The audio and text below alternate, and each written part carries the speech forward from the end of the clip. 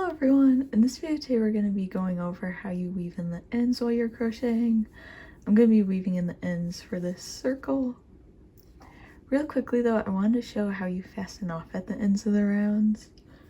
So if you're crocheting in rows, I think this was part 6 of the Learn to Crochet series. No matter which stitch that you're using or the pattern, whenever I'm crocheting in rows, before I fasten off, I always chain 1. Then I cut the yarn,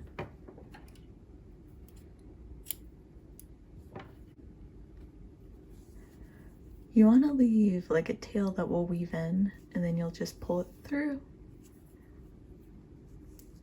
So I like to chain 1 at the ends of the row just because it makes that knot at the end a little bit more secure.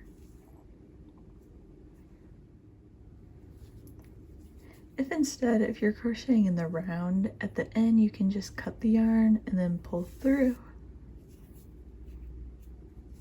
So the difference is, if you're crocheting in rows, I like to chain 1 before I cut the yarn. For rounds, you can just cut the yarn and then pull it through. So now we'll go ahead and weave in the ends. You'll need a tapestry needle to weave in the ends. And then I have this little tool that I like, which helps you attach the needle to the yarn. So you just lay it over and then pull it through. We'll want to weave in the ends on the back side of the work. So what I'm going to do is just pull this needle through the top of the last stitch of the round. That way the yarn will now be on the back side of the work. And then I'm also just going to pull it, we're going to be weaving it in through the bottom of these stitches. So since I was using double crochet stitches, which are pretty tall, I'm just going to pull it through that last stitch.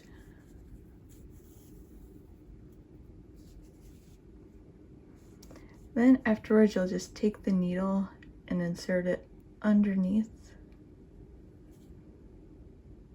the double crochet stitch. So if you look on the front side of the work, you'll be able to see that needle is going through the middle of the stitches. So that way you shouldn't see the end that you're weaving in on the front side. It should be on the inside of the work. So you'll just want to pull it through probably about 6 or 7 stitches.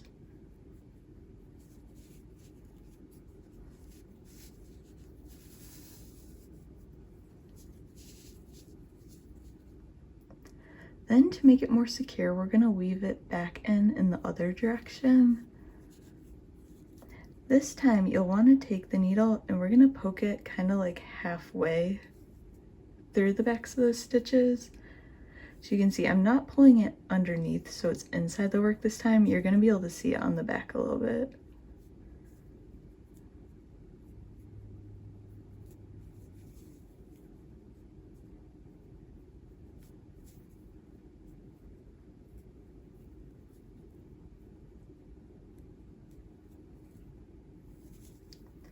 And then we'll pull through.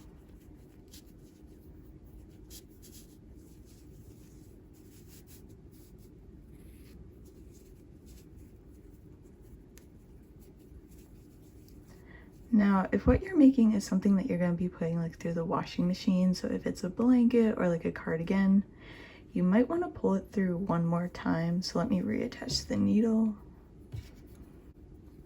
What you would do is what we just did, but you're just going to do it again. So when you poke it through the stitches, you'll just want to not insert it directly through the same spot that you just did the second direction. But you can go through a third time. That'll make it a little bit more secure. For most stuff that you crochet, 2 times is enough. But if it's something that you're going to be wearing a lot or putting through the washing machine, you might want to do it the 3rd time.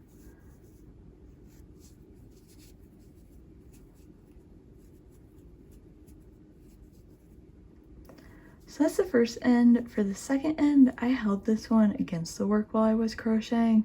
So that counts as the first time of it being weaved in. So I just need to pull it through again. So I'm going to attach the needle to it.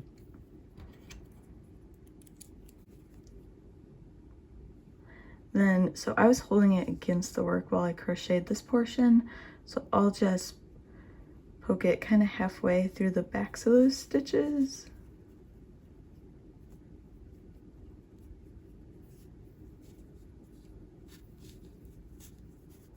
And pull it through. And then once again, if you wanted to go in the other direction, you can weave it in as many times as you would like. Normally 2 times is enough, but sometimes you might want to do it the 3rd time. And then from there, you can just cut the tails. So